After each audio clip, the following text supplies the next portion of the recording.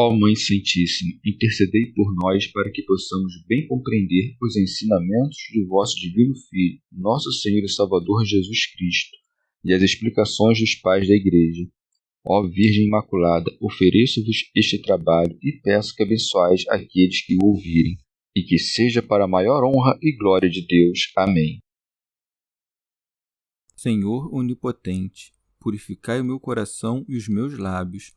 Vós, que purificastes os lábios do profeta Isaías com carvão em brasa, e dignai-vos, por tal modo, purificar-me com a vossa misericórdia, para que possa dignamente anunciar o vosso santo Evangelho. Por Jesus Cristo nosso Senhor. Amém. Senhor, abençoai-me. Que o Senhor resida no meu coração e nos meus lábios, para que anuncie digna e convenientemente o seu Evangelho. Amém. Evangelho de Nosso Senhor Jesus Cristo, segundo São Mateus. A nova justiça é superior à antiga. Disse Jesus aos seus discípulos: Com efeito, eu vos asseguro que se a vossa justiça não ultrapassar a dos escribas e a dos fariseus, não entrareis no reino dos céus. Ouvistes que foi dito aos antigos: Não matarás. Aquele que matar terá de responder no tribunal. Eu, porém, vos digo, todo aquele que se encolerizar contra seu irmão terá de responder no tribunal. Aquele que chamar ao seu irmão raca estará sujeito ao julgamento do sinédrio. Aquele que lhe chamar louco terá de responder na geena de fogo.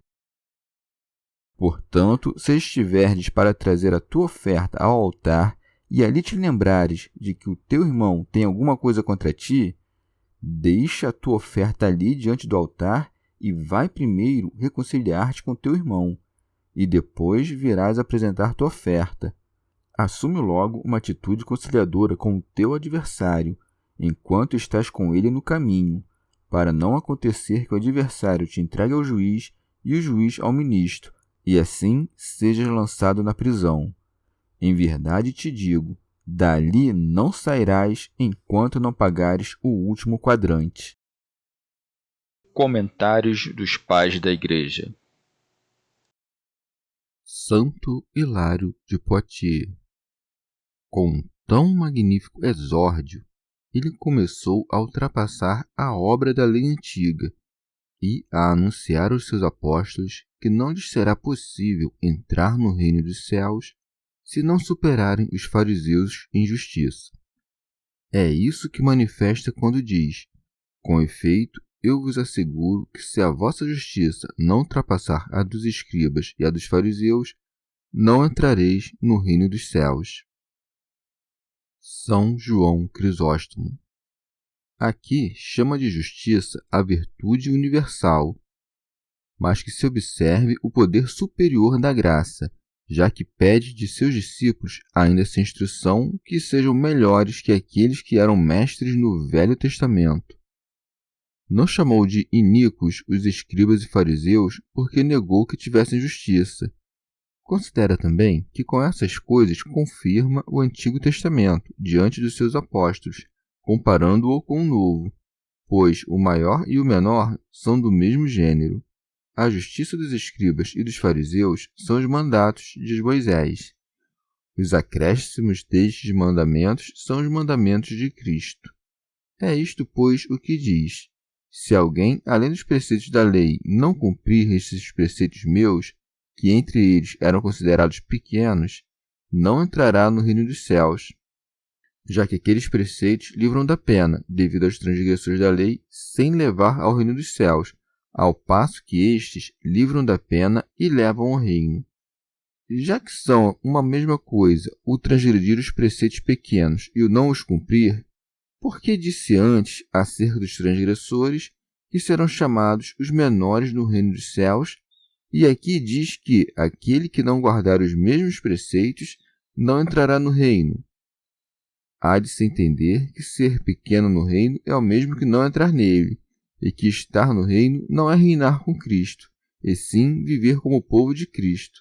Como se dissesse que aquele que não cumpre será contado entre os cristãos, porém como um cristão pequeno, e aquele que entra no reino participa do reino com Cristo. Assim, aquele que não entra no reino dos céus não terá glória com Cristo. Contudo, está no reino dos céus, isto é, será contado entre aqueles sobre os quais reina Cristo, que é o Rei dos céus. Santo Agostinho. Ou, como disse em outro lugar, se a vossa justiça não exceder a dos escribas e a dos fariseus, isto é, que é daqueles que não praticam o que ensinam, porque deles dirá Mateus, dizem e não fazem, como se dissesse. Se não abundar vossa justiça, de modo que não infrinjas a lei, mas antes cumprais o que ensinais, não entrareis no reino dos céus. De um modo, deve-se entender o reino dos céus, onde estão ambos, aquele que não pratica o que ensina e aquele que pratica. Mas ao primeiro se chama pequeno e ao segundo grande. Este reino dos céus é a igreja presente. De outro modo, deve-se entender o reino dos céus, onde não entra senão aquele que faz. Esta é a igreja como se apresentará na outra vida. Este nome de reino dos céus, que com tanta frequência pronuncia o Senhor, não sei se alguém o terá encontrado nos livros do Antigo Testamento. Pertence propriamente à revelação do Novo Testamento, porque era reservada a sua pronúncia aos lábios de quem o Antigo Testamento prefigurava, como um rei que viria para governar seus servos. Este fim ao qual devem se referir os preceitos estava oculto no Antigo Testamento, embora vivessem de acordo com ele os santos que viam sua revelação futura. Comentário de São Tomás de Aquino em forma de glosa. Ou isto que disse, se não exceder, deve referir-se à inteligência dos escribas e fariseus, não ao conteúdo do Antigo Testamento. Santo Agostinho. Quase tudo que o Senhor aconselhou ou mandou, fazendo preceder as palavras "em verdade vos digo", encontra-se também naqueles livros antigos. Mas, como não compreendiam que o homicídio era outra coisa além da destruição de um corpo humano, o Senhor lhes manifestou que todo movimento mau que possa contribuir para o mal do irmão deve ser considerado como homicídio. Por isso acrescenta: ouvistes que foi dito aos antigos, não matarás. Pseudo Crisóstomo. Querendo Jesus Cristo manifestar que o mesmo Deus que falou por meio da lei é o que agora manda pela graça, põe à frente dos seus preceitos aqueles que na lei antiga se colocavam em primeiro lugar, isto é, os proibitivos de agir contra o próximo. Santo Agostinho. O preceito "não matarás" não expressa, como opinam os maniqueus, a proibição de arrancar um ramo de planta ou matar um animal irracional sem razão, uma vez que, por ordenação justíssima do Criador, a vida e a morte destes estão submetidas às nossas necessidades. Por isso, devemos entender que tudo o que está dito se refere ao homem. Não matarás a outrem, nem tampouco a ti mesmo, que, pois, aquele que se mata não faz outra coisa que matar um homem. De modo algum agiram contra este mandamento os que, por ordem de Deus, lutaram em guerras. Tampouco cometem crime aqueles que, exercendo a autoridade legítima, castigam os criminosos com a morte por império de razões justíssimas. Abraão não foi considerado como culpável de crueldade, como é ainda elogiado com o nome de piedoso ao querer matar seu filho para obedecer a Deus. Excetuam-se aqui aqueles a quem Deus manda matar, seja por uma ordem geral, seja em um caso particular, por uma ordem expressa e transitória. Não mata aquele que obedece ao que manda de modo legítimo, assim como não mata quem presta auxílio ao magistrado que usa a espada. Tampouco deve ser considerado homicida Sansão, que sucumbiu sob as ruínas com todos os seus inimigos, porque o mesmo Espírito que por meio dele fazia milagres tinha sido quem lhe havia dado a ordem, ainda que de maneira oculta. São João Crisóstomo. Por isso diz: ouvistes que foi dito aos antigos, o que manifesta que fazia já muito tempo que conheciam esse preceito. Diz isto, pois, para estimular os ouvintes hesitantes a progredirem de maneira mais impetuosa em direção a preceitos mais altos. como um mestre que diz ao seu aluno preguiçoso: já não passaste demasiado tempo apenas soletrando palavras? Assim acrescenta: eu, porém, vos digo, todo aquele que se encolerizar contra seu irmão terá de responder no tribunal. E nisso devemos ver o poder do legislador. Ninguém entre os antigos profetas havia falado assim, senão desta maneira: isto disse o Senhor. Porque eles, como servos, anunciavam as coisas que eram do Senhor, mas este, como filho, anuncia as coisas que são do seu pai e as suas ao mesmo tempo. Aqueles pregavam aos seus companheiros de servidão. Este ditava leis aos seus servos. Santo Agostinho. São duas as opiniões dos filósofos sobre as paixões da alma. Os estoicos acreditam que as paixões são impróprias para o homem sábio, mas os peripatéticos creem que só homens sábios podem ter paixões, desde que moderadas e submetidas à razão, de modo que, quando for exercida a misericórdia, se conserve a justiça. Na doutrina cristã, não se indaga principalmente se uma alma piedosa pode encolerizar-se ou entristecer-se, mas sim a origem dessas impressões. Pseudo Crisóstomo. Aquele que encolerizar-se sem motivo será culpável. Aquele que encolerizar-se com motivo, não. Pois, se não existisse a ira, nada valeria a doutrina, os tribunais não estariam constituídos, nem os crimes se castigariam. Assim, peca aquele que não se ira quando há causa para tanto.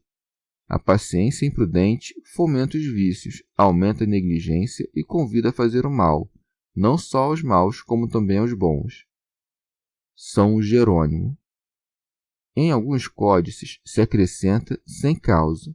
No entanto, quanto à verdade, não há dúvida, e a cólera é totalmente proibida. Como nos é ordenado orar por aqueles que nos perseguem, fica suprimida toda ocasião de enfurecer-se. Deve-se, pois, suprimir este acréscimo, sem causa, porque a ira do homem não opera a justiça de Deus. Pseudo Crisóstomo. Contudo, a ira com causa não é ira, e sim juízo, pois a cólera propriamente dita é a alteração de uma paixão. A ira daquele que se enfada tendo motivo para tanto não é por paixão, e por conseguinte, julga de pleno direito, não se irrita. Santo Agostinho. Também devemos atentar ao que significa enfurecer-se com o irmão, pois não se enfurece com o irmão aquele que se enfurece com o pecado de seu irmão. Já aquele que se enfurece com o seu irmão e não com o pecado dele, enfurece-se sem causa. Ninguém que chegue a uma conclusão definitiva poderá dizer que se enfurece aquele que se incomoda com o seu irmão no intuito de corrigi-lo. Esses movimentos de alma que provêm do amor pelo bem e da santa caridade não podem chamar-se vícios, posto que seguem a reta razão. Pseudo Crisóstomo. Creio que Cristo não fala aqui da ira carnal, mas da ira espiritual. A carne não pode obedecer sem conturbar-se. Quando o homem se enfurece e não quer fazer aquilo a que a ira o impele, sua carne se enfurece, mas sua alma fica em paz. Santo Agostinho. Assim, pois, com este primeiro mandamento, trata-se de uma só coisa, a ira. No segundo, se tratam de duas, a ira e a palavra que a expressa, como se diz nestes termos: e o que chamar racá a seu irmão será condenado pelo sinédrio. Alguns têm preferido tomar do grego esta palavra, crendo que a palavra raca quer dizer esfarrapado, já que em grego racos quer dizer farrapo. É mais provável que seja uma palavra sem significado algum, mas que manifesta, assim, a alteração de uma alma indignada. Os gramáticos chamam essas palavras de interjeições, como quando alguém que sofre diz ai. São João Crisóstomo. Também a palavra raca pode ser uma palavra de desprezo ou de desdém, como quando ordenamos, seja aos criados, seja àqueles que são mais jovens que nós: vai tu, diz a ele tu. Assim, os que conhecem a língua síria põem a palavra raca em lugar de tu.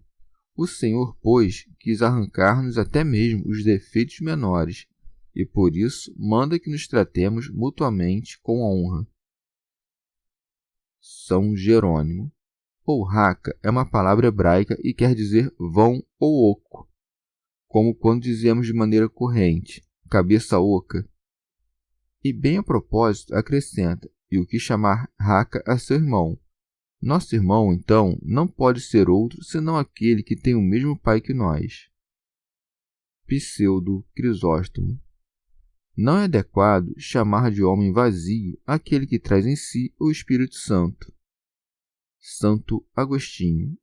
Em terceiro lugar, são referidas 3 coisas: a ira, a palavra que significa ira e a expressão do vitupério. Por isso prossegue: aquele que lhe chamar louco terá de responder na geena de fogo. Há uma gradação entre esses pecados. Primeiro, quando alguém se enfurece e retém o movimento concebido no coração. Em seguida, caso force a voz sem significação precisa, dando assim a vir um sinal de emoção. Tem-se um grau a mais que a ira que, ao se levantar, é reprimida em silêncio. Mas é ainda mais grave se expressar uma palavra verdadeiramente injuriosa. Pseudo Crisóstomo. Assim como ninguém que tem o Espírito Santo pode chamar-se vazio, do mesmo modo, ninguém que conhece Cristo pode ser chamado de vazio. Mas, se a palavra raca significa vazio, tolo significará o mesmo que raca, diferenciando-se, no entanto, quanto ao fim com que se dizem essas palavras. Raca era uma palavra comum entre os judeus, os quais a pronunciavam não por ira ou por ódio, mas por algum movimento vão. Diziam-na, enfim, mais para expressar confiança que injúria. Mas talvez se diga, ora, mas se não foi dito em razão de raiva, por que é pecado? É pecado porque se a disse com desejo de disputa, não de edificação. Se afinal não podemos dizer palavras boas senão para edificar, que dirá daquelas que são mais em sua própria natureza? Santo Agostinho.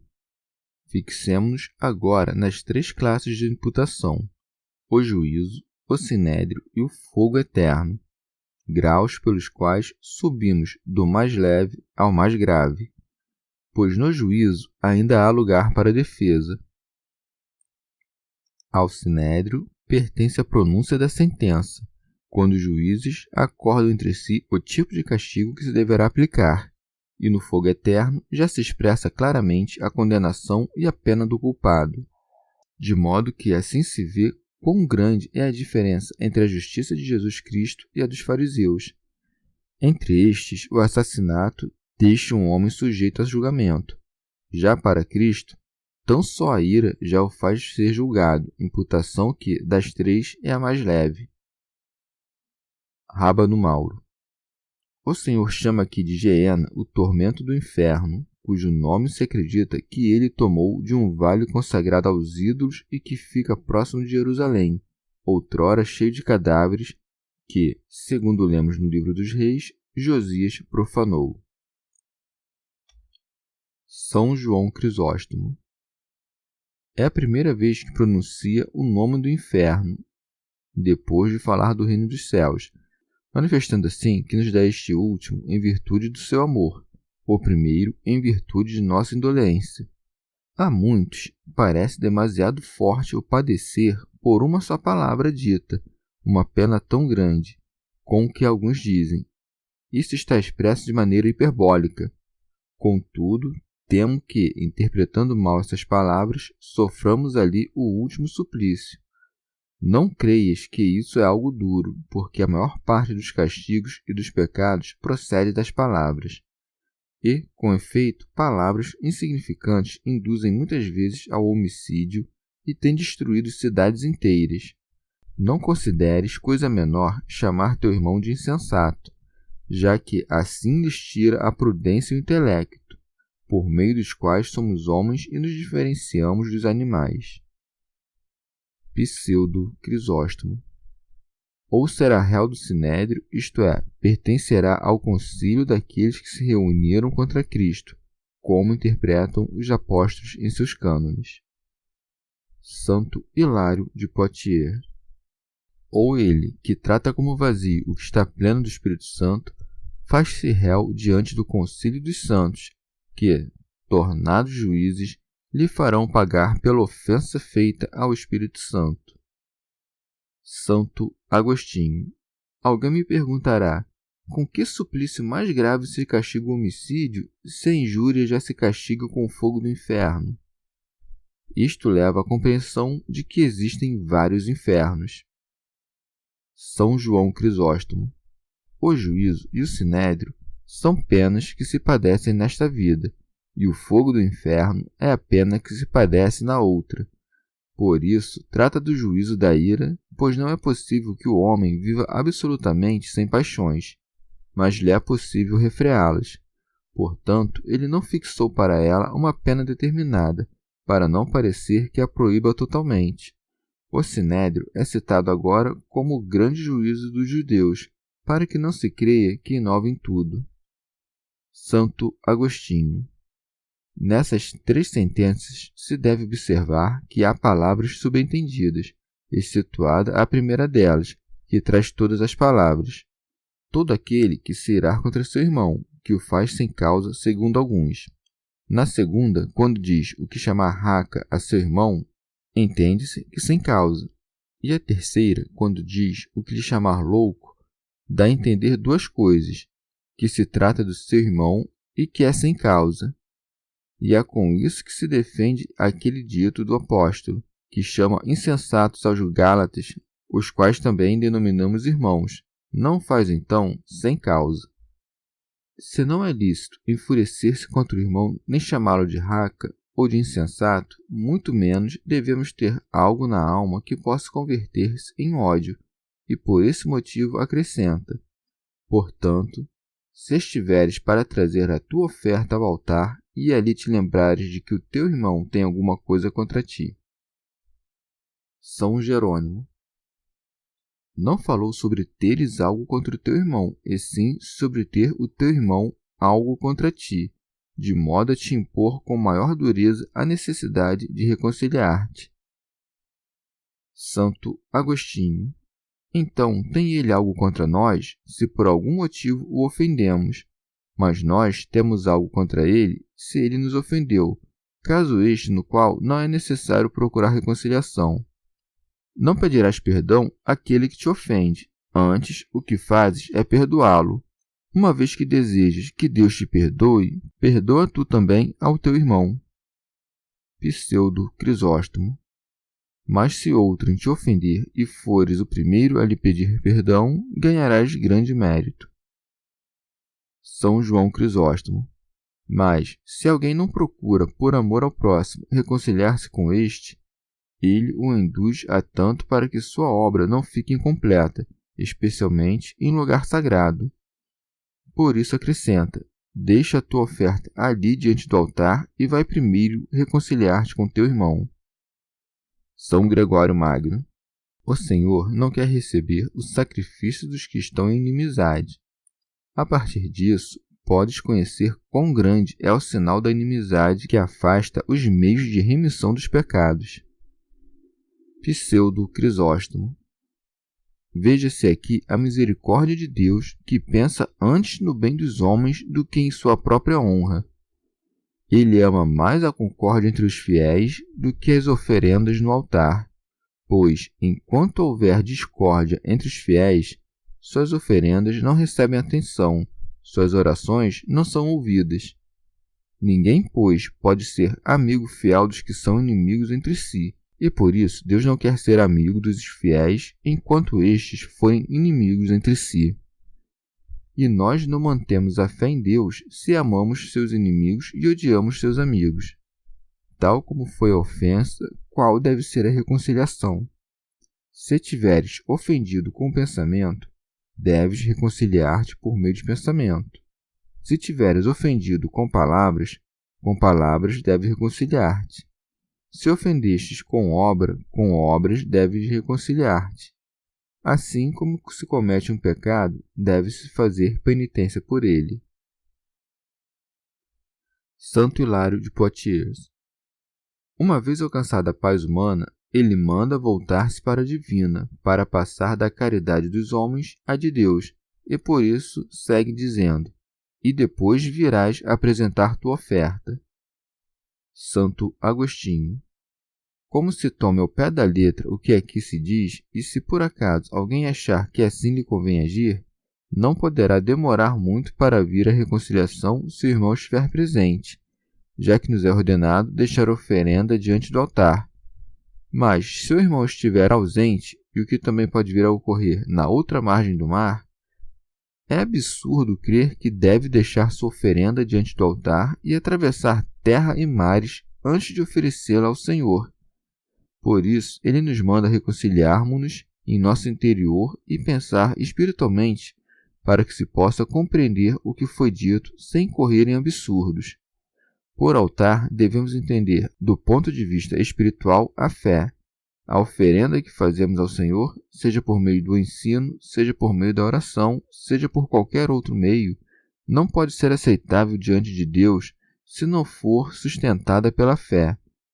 Se, pois, ofendemos nosso irmão em alguma coisa, devemos ir nos reconciliar com ele, não com os pés do corpo, mas com o movimento da alma, prostrando-nos diante do irmão com sentimentos de humildade em presença daquele a quem vamos oferecer.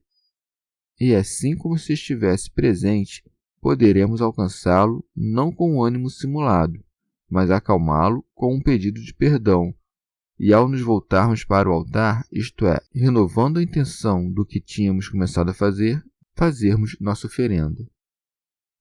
Santo Hilário de Poitiers. Visto que o Senhor não permite que passemos tempo algum sem a disposição de espírito da benevolência, mandou-nos reconciliarmos com nossos inimigos no caminho da vida, a fim de que, quando da morte, não partamos sem terminar a paz começada.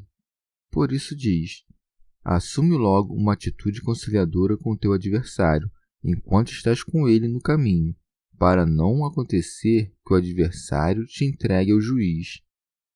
São Jerônimo. Como não temos nos códices latinos a palavra consentiens, no grego acrescentou-se eunoon, que quer dizer benigno ou benévolo. Santo Agostinho. Se pensamos em quem é nosso contrário, com quem nos é ordenado sermos benévolos, devemos crer que é ou ao diabo ou ao homem, ou à carne, ou ao Deus, ou sua lei. Não me parece que seja o diabo, aquele com quem, segundo nos é ordenado, devemos ser benévolos, ou estar em amizade. Onde há benevolência, há amizade, e ninguém nos pode mandar que tenhamos amizade com o diabo. Tampouco convém que estejamos em paz com ele, já que renunciamos ao seu trato e lhe declaramos guerra. Nem devemos consentir com ele, porque ter alguma vez estado de acordo com ele é coisa que nos faz cair em muitas misérias. São Jerônimo. Alguns dizem que o Salvador nos manda sermos benévolos com o demônio para que não o façamos sofrer por culpa nossa, porque há quem diz que ele deve se atormentar por nós quando consentimos em suas tentações. Outros dizem, estes com mais precaução, que no batismo nós fazemos uma espécie de pacto com o demônio, renunciando a ele. E se respeitamos esse pacto, fazemos-nos benévolos e conformes com o nosso inimigo, e assim não seremos encerrados no cárcere. Santo Agostinho. Não vejo como interpretar isto dizendo que somos entregues pelo homem ao juiz, uma vez que compreendo que Cristo é o juiz ante cujo tribunal todos teremos de nos apresentar. Como haverá de ser entregue a um juiz aquele que, como nós, haverá de comparecer também diante do juiz? Mais ainda, se alguém prejudica outro homem matando-o, não terá tempo de reconciliar-se com ele durante o caminho, isto é, nesta vida, mas, no entanto, poderá ser curado pela penitência. Muito menos compreendo como se poderia nos ser ordenado estarmos concordes com a carne com a qual consentem antes os pecadores. aqueles que submetem a carne à servidão não estão de acordo com ela, antes a obrigam que se submeta. São Jerônimo. Como se pode enviar a carne ao cárcere se ela não está de acordo com a alma, uma vez que a alma e o corpo haverão de ser aprisionados juntos, já que o corpo não pode fazer nada se a alma não o obriga? Santo Agostinho. Talvez o que nos é ordenado aqui é que estejamos unidos a Deus, de quem nos separamos pecando, e que desde então se mostra nosso adversário ao resistir a nós, sendo estas palavras: Deus resiste aos soberbos. Todo aquele, pois, que não se reconciliar com Deus nesta vida, por meio da morte do seu filho, será entregue por ele ao juiz, isto é, ao filho, a quem o Pai deu todo o juízo. Mas como se pode com verdade dizer que o homem se encontra no caminho com Deus, senão porque Deus está em toda parte? E com isso não se quer dizer que Deus, presente em toda parte, esteja com os ímpios, assim como não dizemos que os cegos estão com a luz que os banha.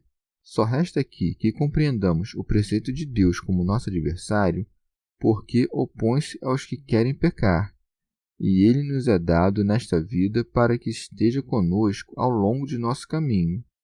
Uma vez conhecida a lei, devemos prontamente assentir a ela, lendo, ouvindo e assentindo à sua autoridade suprema, não a desacatando por ser oposta aos nossos pecados, e sim amando-a porque nos corrige. E quando for obscura, oraremos para que a possamos compreender. São Jerônimo. Mas, pelas palavras precedentes, parece que Deus nos exorta à concórdia com o próximo, posto que disse mais acima: vai reconciliar-te com teu irmão. Pseudo Crisóstomo. Exorta-nos o Senhor a reconciliarmos-nos com nossos irmãos nesta vida, sabendo quão perigoso é que um inimigo morra sem reconciliar-se. Se, sendo inimigos, os leva à morte à frente do juiz, teu inimigo te entregará a Cristo, provando que tu és réu em seu juízo. Entregar-te-á ao juiz, mesmo que antes tenha te proposto a paz, pois aquele que antes propõe a paz ao inimigo torna-o réu diante de Deus. Santo Hilário de Poitiers. Ou vosso adversário vos entregará ao juiz, porque vossa ira de ressentimento, que permanece sobre ele, revela vossa culpabilidade. Santo Agostinho. Entendo que esse juiz é Cristo, porque o Pai deu ao Filho todo o poder de julgar. O ministro entendo ser o anjo, e os anjos o serviram. E com efeito, cremos que virá julgar com os seus anjos, de modo que acrescenta, e o juiz ao ministro. Pseudo Crisóstomo. Ou ao ministro, isto é, o anjo cruel dos castigos, o qual os enviará ao cárcere da geena, e assim é que se lê, e assim sejas lançado na prisão. Santo Agostinho. Entendo por cárcere os castigos das trevas, e para que ninguém subestime esse cárcere, acrescenta: em verdade te digo, dali não sairás enquanto não pagares o último quadrante. São Jerônimo. Quadrante é um tipo de moeda que equivale a 2 minutas, o que é o mesmo que dizer: não sairás do cárcere até que tenhas expiado mesmo os menores pecados. Santo Agostinho. Esta expressão ocorre aqui para mostrar que nada fica sem castigo, da mesma forma que dizemos que uma coisa que, depois de se ter dela muito exigido, deu de si até o último. Ou então, se quer significar, com o nome de último quadrante, os pecados terrenos, já que a terra é o quarto e o último dos elementos. A palavra pagar significa a pena eterna, e o modo de dizer com até que se deve tomar no mesmo sentido que esta outra frase: senta-te à minha direita até que ponha os teus inimigos por escabelo de teus pés. É claro que não deixará de reinar quando os inimigos estiverem postos sob seus pés, e assim se deve entender aqui: não sairás de lá antes de ter pago o último quadrante, como se dissesse que nunca sairá de lá, porque pagará sempre o último quadrante enquanto durarem as penas eternas dos pecados da vida. Pseudo Crisóstomo. Ou se fazes as pazes nesta vida, podes receber a remissão mesmo das faltas mais graves. Mas, uma vez condenado e metido no cárcere, não só te terão exigido suplícios pelos pecados graves, como também por uma mera palavra inútil, o que se pode compreender por quadrante. Santo Hilário de Poitiers. Como a caridade cobre uma multidão de pecados, pagaremos até o último quadrante, a não ser que, pelo valor da mesma caridade, seja remida a culpa de nossos delitos. Pseudo Crisóstomo. Também se pode chamar de cárceres as angústias deste mundo, nas quais, várias vezes, os pecadores são lançados a Deus. São João Crisóstomo. Ou se trata aqui dos juízes deste mundo, do caminho que conduz a este juízo e deste cárcere. Isso para induzir o ouvinte não só com as coisas futuras, mas também pelas presentes, que estão sob seus olhos e costumam impressionar mais. Assim como também diz Paulo: se fizerdes o mal, teme, porque não é debalde que ele traz a espada. Chegamos ao fim de mais um dia de comentários da Catena Áurea. Muito obrigado por ficarem até aqui, que Nossa Senhora derrame suas graças sobre nós e até amanhã.